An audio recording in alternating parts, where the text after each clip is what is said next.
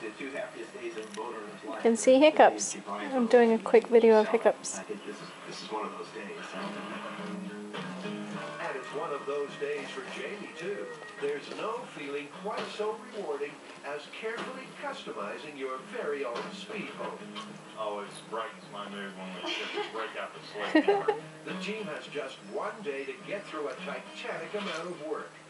They've decided to mount the seat between the two tanks, and for some obscure nautical reason, they're using Adam's posterior as a yardstick. The minimum is going to be like about 15. Oh my goodness, this video is so funny. I'm going with the inside of my hands. Yeah, you're squeezing and that's 14 inches. Why Jamie needs an accurate measure of Adam's buttocks is anyone's guess. But